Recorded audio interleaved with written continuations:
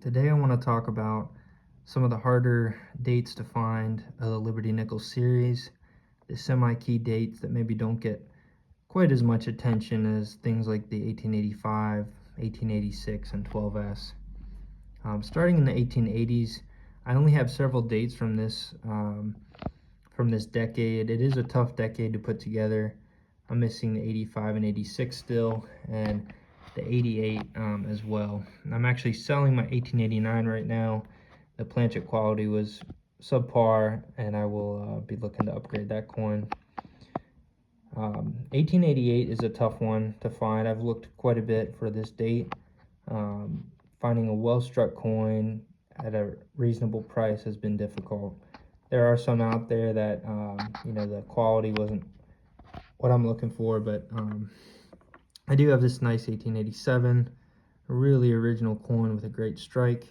I'm not expecting every coin I get in the series to look like this. This is just a nicer piece, but I think this 1884 is a good example of you can find a tougher coin for good value, and the strike on this is excellent.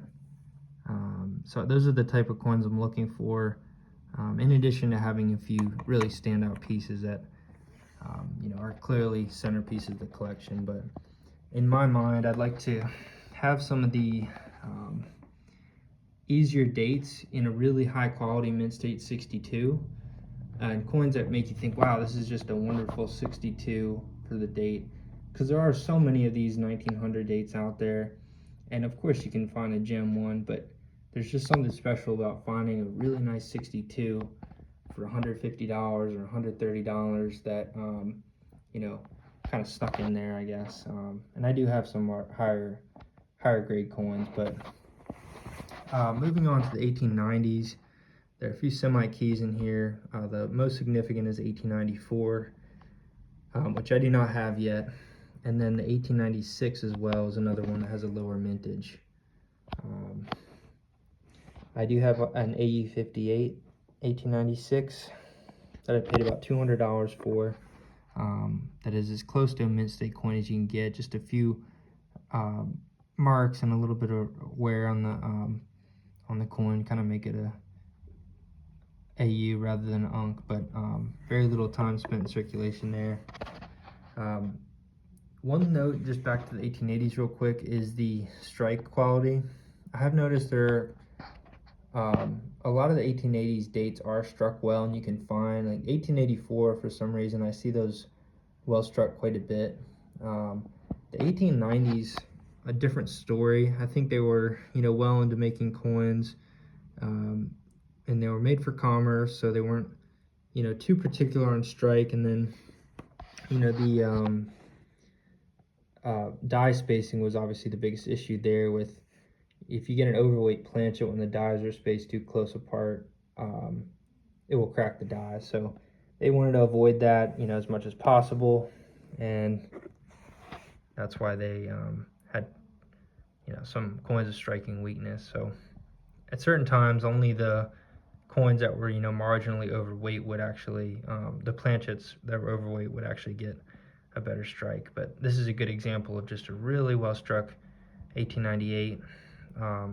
63, just an affordable coin, but one that you kind of stand back to, wow, that's a really nice 63. And if you looked at this series at all, you know that striking sharpness is not a given on the 1890s.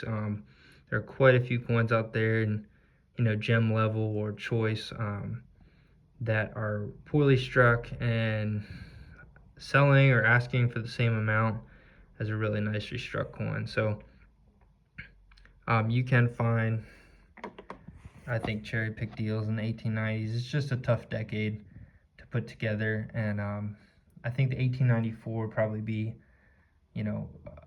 certainly a semi-key. I don't know if it's really considered a sleeper date, because I do think they go for pretty good money, and it's pretty well known that's a tough date. The 12D is probably the other tricky semi-key date to put together. It's gone up quite a bit in price in the last 15 years as people realize, only 8 million coins are made, and people kind of realize it's a tougher coin to get, quality coin to get than those other 1900s issues.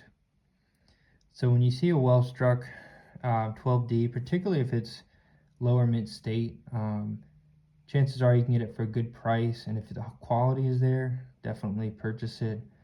And it will be a coin you can kind of look back on as, you don't see those every day. The 12S is obviously a key. There are actually a lot of them out there as people, pulled key dates out of circulation in the 1930s and 40s. But finding one near gem like this, with a strike that's at sharp, obviously tough to do.